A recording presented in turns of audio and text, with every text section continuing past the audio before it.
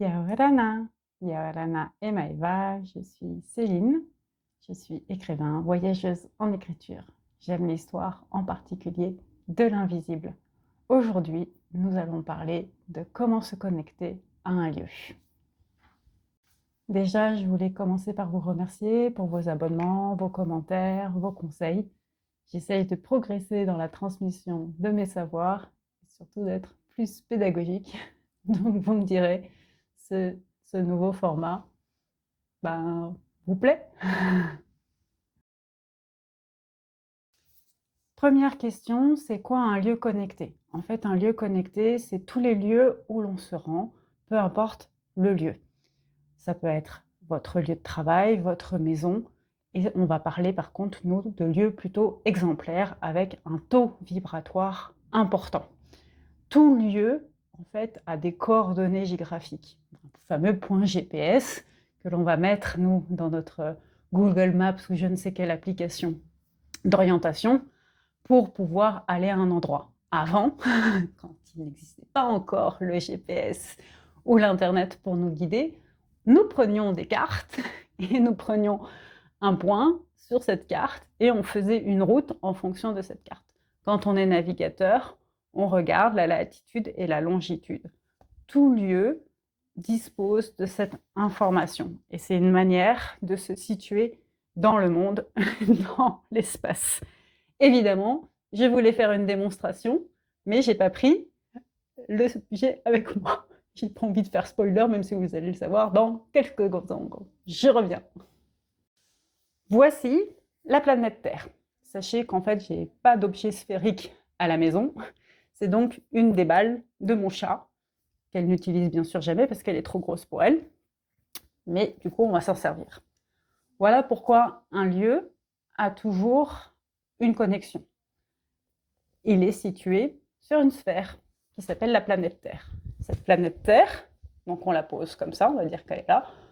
Je suis en France quand je fais cet enregistrement. On va dire que la France, c'est là.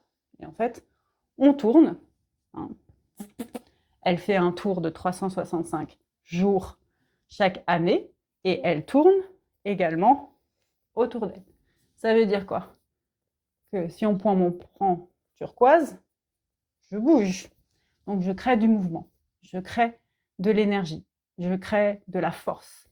Voilà pourquoi un point, un lieu a forcément de la force et de l'énergie. Ça, c'est quel que soit l'endroit où vous êtes dans le monde, vous êtes dans un endroit qui est en train de créer de l'énergie parce qu'en fait, on est en rotation. Imaginez l'énergie que vous déployez quand vous vous mettez vous-même en rotation. Si vous avez fait, ou si vous n'avez pas encore fait, je vous propose de le faire, le tourneur derviche, donc de tourner sur vous-même, vous allez vous apercevoir que vous allez créer déjà une perte de repère. Et donc la technique, ça va être d'apprendre à garder ce point de repère. Et surtout, vous allez mettre en mouvement votre corps, donc créer de la chaleur, créer de l'équilibre, créer de la tension pour garder votre point d'équilibre. C'est la même chose avec n'importe quel lieu dans le monde. On est dans un monde où le lieu est une énergie en mouvement. Donc, elle crée de l'énergie. Un lieu est donc nécessairement connecté, nécessairement en mouvement. C'est un lieu où on va ressentir des choses, quel que soit l'endroit où l'on est. Si en plus on bouge de lieu, on va bouger d'informations dans la journée. Se connecter à un lieu, c'est avoir conscience qu'on est dans un endroit qui bouge. Et on est aussi dans un endroit qui va être, entre guillemets, soumis, qui va suivre les variations, la variabilité, l'humeur des éléments autour de lui. On sait très bien qu'un lieu est placé par rapport à des directions. Le nord, le sud, l'est, l'ouest. Par exemple, en Europe, on cherche à avoir une maison orientée plutôt sud-ouest, parce qu'on sait qu'on va avoir peut-être plus de chaleur. Alors peut-être que ça va changer avec les changements climatiques. Dans le sud, dans l'hémisphère sud, on va plutôt chercher à avoir une maison orientée vers le nord, parce qu'on est de l'autre côté de la planète. On en revient sur comment notre planète est organisée. Ça veut dire qu'on va être soumis, nous en tant qu'humains, on va imbiber, être immergé par l'ensemble de ces informations et que ça va nous impacter en termes d'énergie. Et donc savoir se connecter à ces lieux au quotidien, sa maison, son bureau, son école, son université, la garderie, le restaurant universitaire, le restaurant d'entreprise, le parc où l'on va courir, la salle de sport, c'est vraiment prendre conscience que on se connecte à différents endroits au quotidien et donc que nos énergies réagissent au positionnement et donc au bain énergétique que cet endroit vit lui-même au quotidien. Maintenant, on va aller regarder qu'est-ce que ça donne quand on part en voyage, et que l'on se connecte à des lieux, et notamment des lieux qui sont très connus et qui sont plébiscités par le public, et c'est pour une raison énergétique.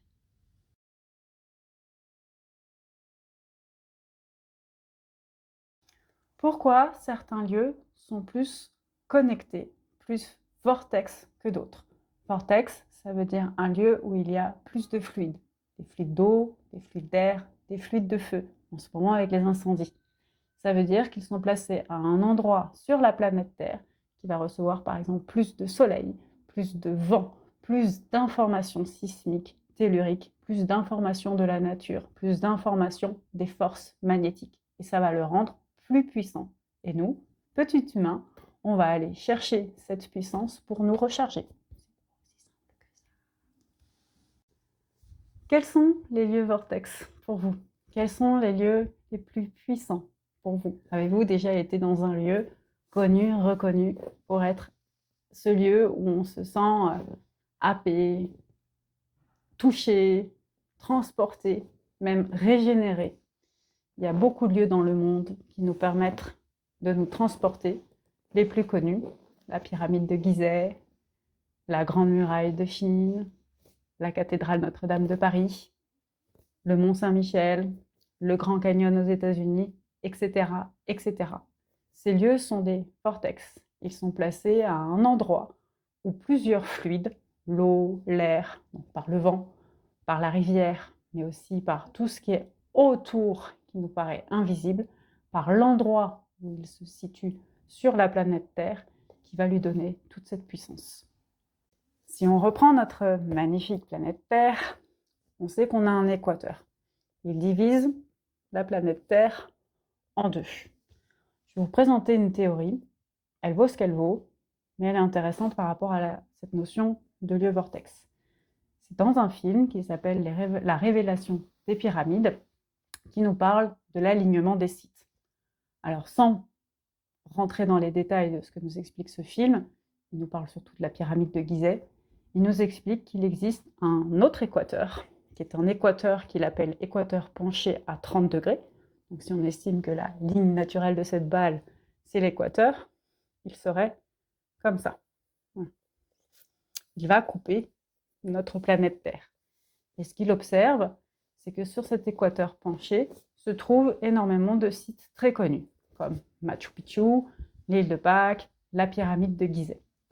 Et il nous dit, a priori, dans les temps anciens, les êtres éclairés qui étaient nos anciens avaient compris qu'il y avait un alignement magnétique où il était important de construire un temple pour pouvoir se relier à cette sagesse invisible. En tout cas, ce qui est intéressant, que l'on croit ou que l'on ne croit pas à cette théorie, c'est de dire que sur une ligne fictive a été construit des lieux que aujourd'hui on sait et que l'on reconnaît comme lieu mystique, comme lieu de temple, comme lieu de foi. Ça, c'est un lieu vortex. C'est un lieu où il y a une rencontre de foi, une rencontre d'énergie, une rencontre de force. Un des exemples qui est à la fois inconnu, mystérieux, connu, remis en question, c'est les menhirs. Alors ça me fait rire, parce que les menhirs, pour moi, c'est Obélix, c'est Astérix et Obélix, et c'est cette construction qui nous paraît complètement improbable d'un alignement de pierres qui ressemble à rien, et qui en fait faisait signe, et qui faisait sens, et qui nous raconte une histoire, et qui nous parle d'un lieu où on place, c'est quand même mastodonte bastroc, pierre, roche, pour en faire un lieu de réunion, de congrégation et surtout de communion avec les dieux. Et là, il y a Assurance Tourix qui chante et qui amène la pluie. Mais arrêtez-le de chanter.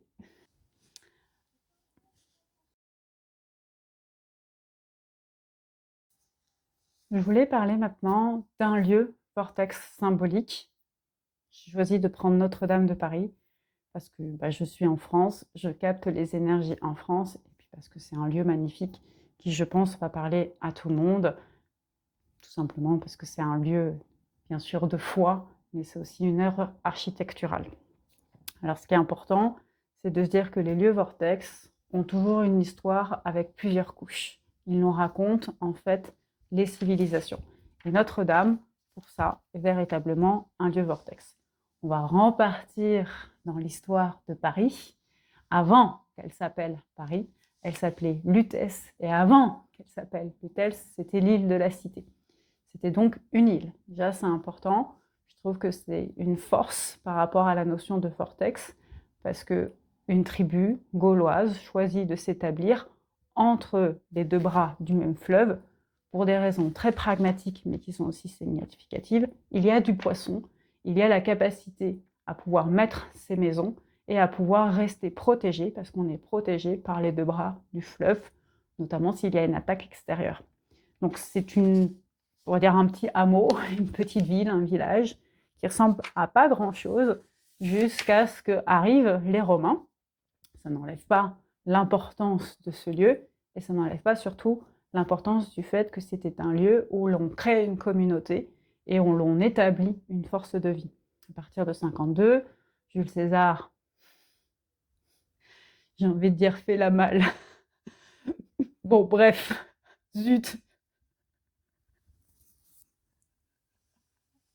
Un jour, j'arriverai à être sérieuse pendant un enregistrement, mais je la garde celle-là. J'ai décidé d'être moi-même. Un jour, Jules César, on va pas recommencer le fou rire, t'as fait la peau de Vercingétorix. Voilà, hein, Atala n'a pas remboursé un seul centime, et Vercingétorix est lâchement fait battre par le grand Jules et l'armée romaine. Ce qui change, c'est que ce petit bourg au milieu du Nil devient Lutèce. Alors on va s'arrêter déjà sur le mot Lutèce. J'aime beaucoup le langage des oiseaux, c'est vraiment important pour pouvoir se connecter à n'importe quel mot, n'importe quel lieu, n'importe quelle histoire. Lutèce, on entend lu. Lu, c'est ce que l'on lit, la lecture, donc c'est ce que l'on peut comprendre par l'esprit qui interprète des signes. Pour moi, lu, c'est toujours lus, donc ça veut dire la lumière. Lutte, donc ça veut dire qu'il y a un combat. Lutèce, S, c'est l'axe, c'est ce qui me permet d'accéder à la science, à la connaissance et à l'essence. Donc Lutèce, c'est une ville qui nous parle d'une lutte, qui met en lumière ce qu'il y a d'important dans notre axe. Ce qui est quand même assez intéressant pour la place de Paris dans l'histoire de la France, ou même quand nous, on va aller se connecter à Paris et se rendre dans ce lieu de connexion énergétique. Maintenant, Lutèce, l'étymologie latine que l'on a, c'est que ça veut dire bout, marais. Donc on a par exemple le quartier du Marais à Paris, qui est un très très beau quartier. Et donc c'est de parler de comment ce site était historiquement. A priori, c'était assez vaseux. Il y avait de l'eau, il y avait de la boue, il y avait de la gadoue. N'empêche, quand les Romains débarquent, qu'est-ce qu'ils font? Ils y mettent le premier temple païen. On appelle ça païen, sauf que c'est à l'effigie, à l'honneur de Jupiter, qui n'est autre que Zeus, si on ne fait pas l'équivalence entre dieu romain et dieu grec. Je ne l'ai pas fait pendant longtemps, hein, sachez-le, c'est pour ça que je le précise. Zeus, Jupiter, c'est quand même méga gold, quoi. C'est le dieu le plus important, c'est le soleil, mais dans la mythologie, la religion romaine, grecque. Ça veut dire quand même l'importance pour les Romains d'établir une religion, un lien à cette époque sur cet endroit, sachant qu'on établit très rapidement aussi des palais, des lieux d'organisation de la communauté. Donc, je ne sais pas ce qu'il a compris, pas forcément César, mais on va dire les Césars, les empereurs de Roumanie, non, pas Roumanie, mon Dieu, je voudrais être sérieuse, de l'Empire romain à l'époque, ils ont vraiment compris que ce lieu est un lieu d'histoire et un lieu favorable pour établir une autorité, établir, investir, forger, installer, important, une lumière, et celle qui va devenir d'ailleurs la ville lumière. Donc c'est vraiment important de comprendre que Lutèce s'impose très vite comme un lieu effigie au sein de l'Empire romain, partie France, partie Gaule. Alors bien sûr, l'Empire romain va se convertir au christianisme, et donc sur les vestiges, le temple païen, j'adore le mot païen, restons sérieux, jupitérien, va s'installer une cathédrale qui va être la cathédrale Saint-Étienne. Et là aussi, c'est important de comprendre qui est Saint-Étienne pour comprendre ce qui se passe sur l'énergie du lieu. Saint-Étienne, c'est un des apôtres. Pour placer son importance, alors les apôtres sont tous importants, mais là encore, pour placer sa spécificité à lui, déjà, le 26 décembre, c'est la Saint-Étienne, juste après la naissance de Jésus-Christ. Voilà. Il est considéré comme, en fait, un des apôtres qui apporte le plus de miracles, qui apporte le plus de signes du divin pendant sa vie et pendant sa capacité à convertir, parler de sa foi chrétienne à une époque, je vous le rappelle, on est dans les années 30, 40, 50, 60, 0, il n'y a pas de 1900 devant, et il va en fait porter la parole de Jésus-Christ dans des terres étrangères au point de se faire lapider, donc de devenir un martyr Saint-Étienne, et post, on va dire mortum, devenir ce qu'on appelle un thaumaturge, donc quelqu'un qui est à l'origine des miracles. Et je trouve que c'est assez fort de se dire, on a une cathédrale Saint-Étienne qui est établie sur l'ancien temple du Zeus, du Jupiter, du dieu principal. Et là, on nous parle quoi? On nous parle des miracles de Dieu, des miracles de la foi catholique. Donc la cathédrale Saint-Étienne, telle qu'elle est jusqu'à peu près au IXe siècle, parce que là encore, je ne vais pas faire un cours d'histoire et je ne suis pas historienne, mais de ce que j'en ai compris, c'est qu'elle va devenir un lieu qui bâtit la foi, et notamment la foi catholique, dans la ville de Paris. À partir du XIIe siècle, donc entre 1150 et 1160, je vous l'ai dit, la cathédrale Saint-Étienne est un peu oubliée, et donc on décide de construire une nouvelle cathédrale qui va être Notre-Dame de Paris. C'est un projet pharaonique, c'est un projet de bâtisseur, d'artisan, c'est un projet royal au sens, il est véritablement imposant. Et Notre-Dame de Paris va devenir qui elle est aujourd'hui, même s'il y a eu l'incendie. Pour moi, Notre-Dame de Paris, c'est bien sûr Victor Hugo. Sachez que s'il y a un livre dans ma vie que j'ai déchiré, c'est Notre-Dame de Paris. J'étais en seconde ou en terminale, je ne sais plus, et on devait lire le roman Notre-Dame de Paris. Et je me suis butée aux 200 premières pages qui ne parlent que de cette cathédrale et de ses détails, et ça m'a rendue folle. J'ai refusé de lire le livre et je l'ai déchiré. Donc c'est intéressant de voir, en tout cas, si je vous raconte cette anecdote, Notre-Dame de Paris, ça génère de l'énergie, ça génère une prise de posture, ça génère à la fois quelque chose qui nous étourdit, quelque chose qui nous ébahit, mais quelque chose aussi qui nous fait travailler à l'intérieur de nous. Un lieu vortex, c'est un lieu qui va nous faire travailler à l'intérieur de nous. Et en plus, il va avoir cette histoire où on va pouvoir se connecter à plusieurs couches de mémoire et plusieurs couches de sens et de signification. L'histoire que je vous ai racontée sur Notre-Dame, sur le site de Notre-Dame, c'est différentes couches de signification du lieu au fur et à mesure de la chronologie du temps. Au début, c'est une cité, on s'y installe, c'est sympa, le poisson c'est facile, on se sent en sécurité.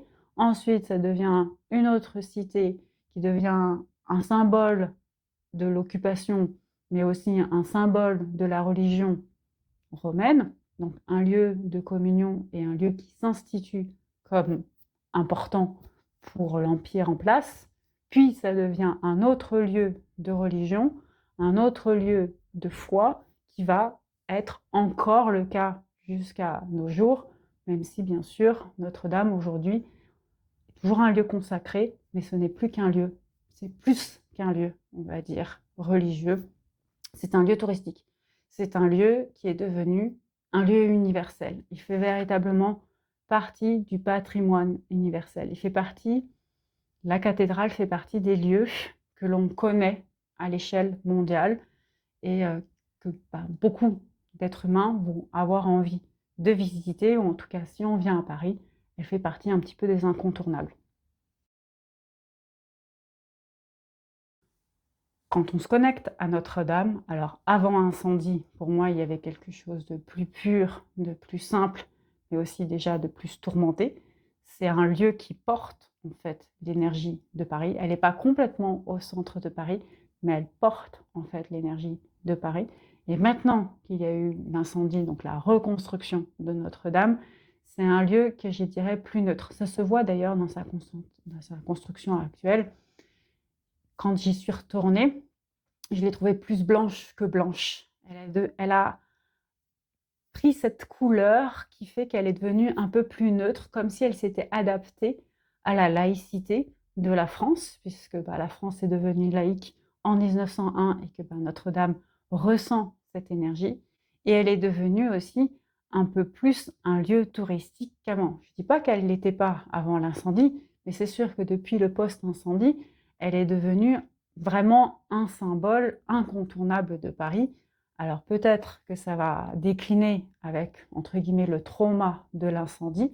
Ce qui est certain, c'est que cet incendie et cette résurrection de Notre-Dame nous parlent de la capacité des lieux à se connecter à la fois à un passé, à un présent et à un futur.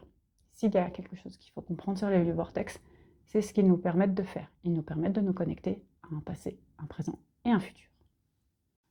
Un lieu vortex, selon l'étymologie latine, c'est un lieu où il y a des fluides qui se rencontrent.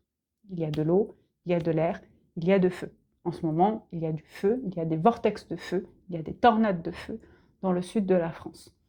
Le vortex, ça veut dire quelque chose qui fait circuler, mais ça veut aussi dire quelque chose qui nous fait retourner en arrière. Le vortex, il est intéressant au niveau de la connexion parce qu'il nous permet de rentrer dans différents espaces-temps.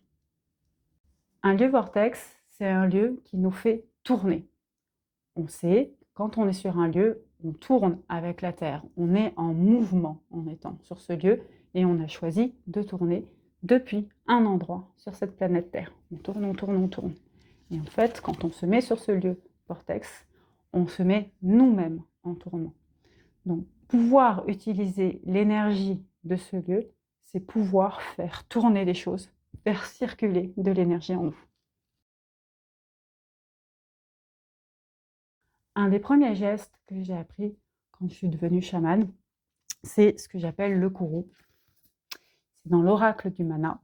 Et le kourou, c'est un geste vortex. C'est un geste de tourbillon. C'est un geste très naturel.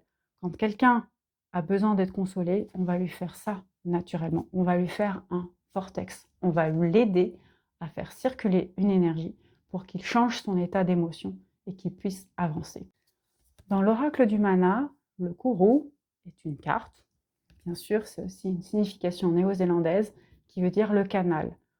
En énergie, en soins énergétiques, le canal, le vortex, le kourou, la spirale, c'est faire tourner des énergies. C'est utiliser les fluides, les flots, l'énergie qui circule pour pouvoir la centrer dans l'œil de la spirale et intensifier, renforcer le pouvoir du guérison du geste que l'on utilise. Le kourou, c'est un des gestes que l'on utilise dans le soin Manuiti, qui est un soin de guérison inspiré de la Polynésie et ses îles, mais aussi du triangle maori, la Nouvelle-Zélande, Hawaï, l'île de Pâques, un petit peu de l'île de Cook. C'est important de se dire qu'on devient canal, on devient centre, on devient un lieu, un espace-temps où on peut transmettre une guérison à l'autre. Qu'est-ce que c'est se connecter à un lieu et pouvoir utiliser le vortex, les énergies? Déjà, on va commencer par les lieux dans lesquels on vit au quotidien et donc la maison. C'est hyper important de connecter avec sa maison. Alors oui, votre maison a une personnalité, votre maison a une histoire. Que vous soyez dans une maison que vous avez fait construire, qui a été construite, ou dans un appartement, ils ont une histoire. Ils n'ont pas la même histoire, bien sûr. Une maison qui a été construite, elle a une histoire par rapport au lieu, la terre où elle se situe. Une maison qui a été construite par d'autres, elle a l'histoire des constructeurs, des propriétaires de la maison. Un appartement a l'histoire de la construction, l'histoire du lieu, mais elle peut aussi avoir l'histoire, il peut aussi avoir l'histoire des personnes qui habitent autour de vous. C'est important de se connecter à l'énergie de cette maison, à l'énergie de votre maison, pour comprendre ce qui se passe et ce qui circule, en fait. C'est pour ça que être en territoire urbain, quand on est connecté, est souvent un peu plus lourd et exige une routine énergétique, on va dire, pas forcément plus quotidienne au sens où on va faire des rituels, parce que sinon on va s'enfermer dans des rituels à vitam aeternam, mais plutôt dans une conscience que on vit dans un carrefour, et que ce carrefour, il est habité par d'autres personnes autour de nous, et donc juste de se poser la question de est-ce que tout ceci circule. Donc une méthode simple pour comprendre si on est en harmonie, nous, personne, pas forcément notre famille, juste déjà nous, on est en harmonie avec la maison. Déjà, c'est est-ce que vous dormez bien dans la maison? Première question. Est-ce que vous vous sentez reposé dans cette maison?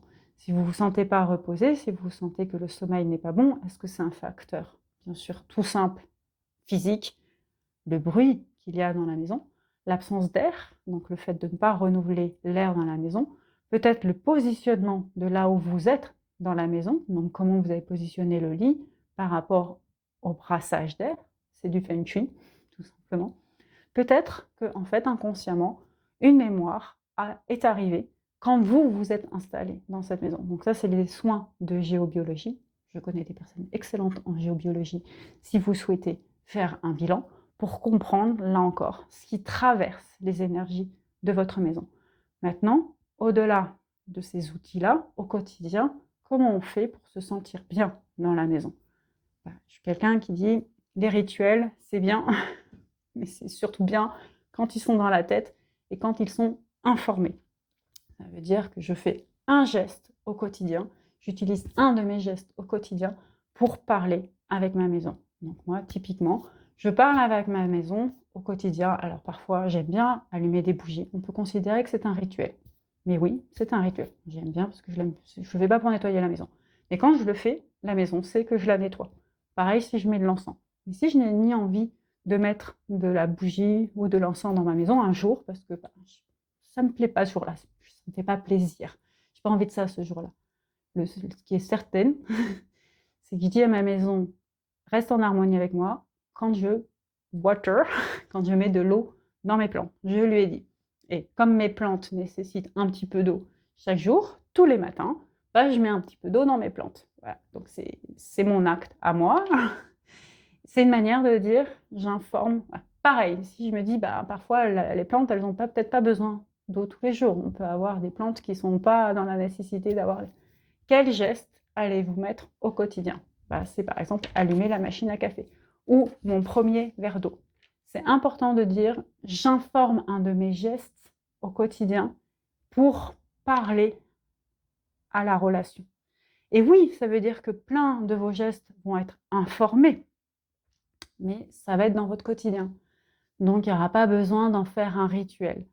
L'objectif, c'est vraiment de se dire, j'ai conscience qu'il y a un lien avec ma maison, qu'il y a un lien avec le lieu dans lequel je vis, et je fais acte de cette conscience, parce que je sais que cette maison est susceptible de subir des influences extérieures. Et en fait, ce qui est important, c'est de se dire, quand on a mis en place, par exemple, cette information avec notre environnement proche, avec notre maison, et que l'on voit quelque chose qui sort de la routine. Peut-être que toutes les plantes tombent par terre, peut-être que le verre se casse, peut-être que la bougie s'éteint tout de suite. Ça ne veut pas dire qu'il faut surinterpréter tout. On observe. Et si on s'aperçoit que ça se répète ou que l'on corrèle une fatigue, une dispute, une mésentente avec les voisins, par exemple, avec des informations que nous donne la maison, ça veut dire qu'il y a besoin de nettoyage énergétique. C'est à ça que sert en fait le fait de se connecter au lieu avec lequel on vit. C'est pour éviter d'être alourdi par le lieu, mais aussi d'alourdir les relations que l'on a avec l'extérieur. Donc, si vous avez des conflits, par exemple de voisinage, commencez par parler avec votre maison, à voir ce qu'elle vit, peut-être à parler avec la maison, l'appartement de votre voisin, avoir cette ressenti, cette conversation. Oui, allez voir un géobiologue, allez voir quelqu'un qui va vous poser qui va être capable de communiquer avec la maison, donc un chaman, un médium, et ou aller voir quelqu'un de Feng Shui qui va vous dire aussi ce qui se passe, ce qui peut créer des distinctions. Et ça va, en fait, au moins vous permettre de prendre conscience que c'est pas juste que la personne de l'autre côté est bête ou que vous êtes fatigué sans raison. Il y a un déséquilibre dans vos énergies.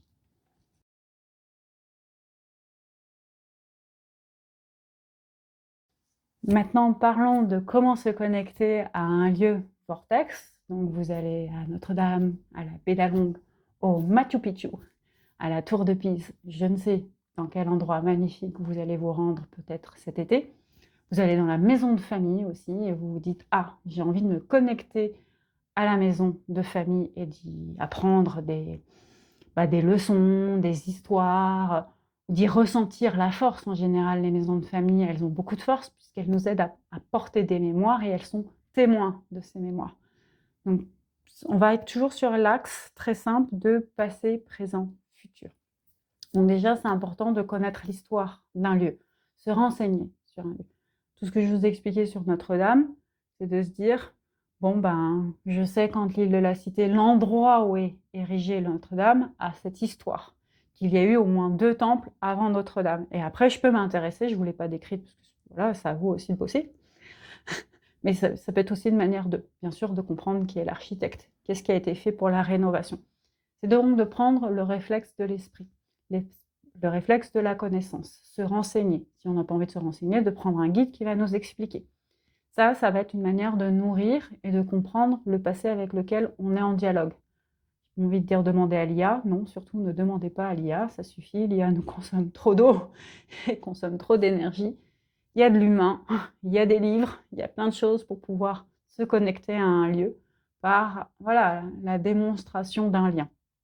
Plus on prend du temps à exprimer un lien, plus le lien devient authentique. Le défaut de l'IA, c'est que tout est rapide, donc on n'établit plus de lien avec rien, on ne cherche plus rien, c'est facile, donc les liens deviennent pauvres. Le but de se connecter à un lieu, c'est d'établir un lien riche avec ce lieu. Ensuite, bien sûr, c'est d'être dans le présent, prendre quelques secondes pour se connecter.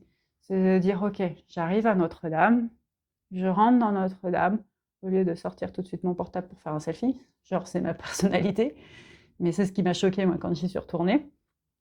C'est déjà, je me présente, je suis dans un lieu sacré, donc pour moi c'est on salue. Hein. Si on est chrétien, catholique, baptisé, on peut faire le signe de croix, aller utiliser l'eau bénite. Et si on est tout simplement un païen ou quelqu'un qui a une autre confession et qu'on vient dans ce lieu, moi, tout lieu, quelle que soit la confession, si on prend quelques secondes, quelques minutes pour remercier le lieu de nous accueillir. Parce que c'est un lieu de dévotion, c'est un lieu de concentration, consécration. C'est un lieu où il y a de la vie communautaire et religieuse, que ce soit pour des messes, pour le ramadan, pour une fête, pour un mariage. C'est un lieu où il y a des rites. Donc c'est important de se dire, je remercie ce lieu de me laisser une place alors que c'est un lieu de rite. Donc c'est de prendre le temps de la reconnaissance du lieu, de la connexion aussi au lieu. Et en fait, quand on place tout simplement cette concentration, cette méditation, le fait juste de rentrer dans le silence, de rentrer dans l'immobilité, de rentrer dans l'écoute du lieu, on est déjà en train de placer le 3e axe, qui est l'axe du futur. Et en fait, on va laisser le lieu nous parler. Et ce qui est beau, c'est de se dire, Ah, je suis dans ce lieu. Alors, par exemple, Notre-Dame, c'est loin d'être évident aujourd'hui. Parce il y a été un itinéraire qui a été mis en place pour gérer le mouvement de foule. Je pense au Sacré-Cœur, où je suis aussi allée pour la messe. Bon, bah, c'est pareil. Il y a un itinéraire pour gérer les mouvements de foule.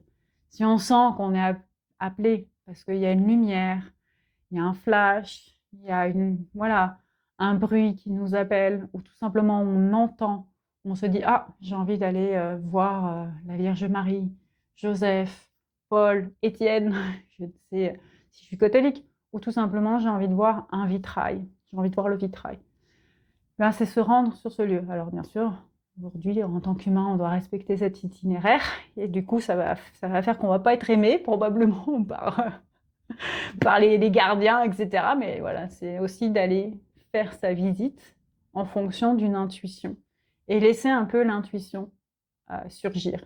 Ce qui peut du coup être aussi sympa, c'est de laisser surgir à travers cette intuition des véritables connexions. Ce qui se passe aussi quand on prend ce temps de présence dans un lieu, c'est qu'on est beaucoup plus ouvert à la rencontre à d'autres. Donc même à Notre-Dame, où tout le monde peut être omnubilé par les selfies et les photos, on peut tout d'un coup décrocher un sourire, voir quelqu'un prier, voir un enfant qui fait tomber, l'aider à ramasser, rencontrer le père, la mère, le couple, peu importe, avoir ce lien humain. Et c'est comme ça aussi qu'on peut rencontrer quelqu'un qui va nous dire « Ah, mais moi je ne connais pas Notre-Dame, est-ce que tu peux m'expliquer ?»« Ah, je connais si, est-ce que tu sais ?» Qui va nous raconter quelque chose sur sa vie. Créer du lien. Et c'est là où le lieu connecté, qu'est-ce que c'est se connecter à un lieu? C'est connecter à un lieu, c'est se connecter au lieu. Je suis une planète Terre et je prends le temps de me connecter à un espace. Et tout d'un coup, puisqu'on s'est connecté à cet espace, l'espace nous répond. Et on va pouvoir se connecter à plein de choses. Et avoir une expérience, là encore, plus riche, plus présente, plus belle. Je crois que c'est pas mal déjà.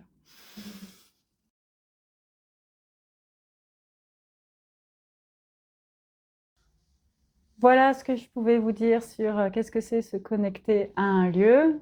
C'est loin d'être facile de faire une vidéo en suivant vraiment une ligne. Je suis pas encore complètement au fait du sérieux. Il va falloir maintenant que je mette dans mon brief. Oui, parce que j'ai rêvé aussi cette nuit de l'enregistrement. Genre, on me pousse, quoi. Maintenant, je vais demander à être inspirée pour pouvoir faire de ces vidéos à la fois un lieu de pédagogie et de transmission. J'espère que ça se simplifie, mais aussi un lieu où je vais pouvoir être moi, quoi. Une nana qui déconne et qui fait des blagues et qui n'a pas non plus envie d'être hyper sérieuse dans ce que je vous dis. Je crois que mon objectif aujourd'hui, c'est d'essayer de vraiment expliquer, d'être simple dans ce que j'explique. J'espère qu'il réussit. Et maintenant, ça va être de mettre de la gaieté, parce que le but, quand même, de tout ça, c'est d'en rire, surtout pas d'en pleurer. Je vous remercie d'être ici. Si vous êtes encore là, c'est que vous avez tout écouté. Donc, merci d'être là. N'hésitez pas surtout à commenter, à me dire comment m'améliorer, puisque je suis vraiment maintenant, comme j'ai dit, expliqué à certains amis, j'ai atteint l'objectif quantitatif sur les réseaux sociaux ciblés, c'est-à-dire Insta et YouTube. J'ai dépassé 500, j'ai dépassé 1000. Donc, je rentre dans une nouvelle dynamique qui est la qualité des contenus. Je suis censée savoir le faire, mais c'est loin d'être évident. Et on va y arriver. Je vais me connecter à un lieu qui va me donner la clé. Si vous avez une idée de lieu où je peux me connecter pour obtenir cette clé, ah bah oui, bien sûr, parce que les lieux connectés, ils détiennent des clés. Ah, tout est dit en conclusion. Sur ce, prenez soin de vous.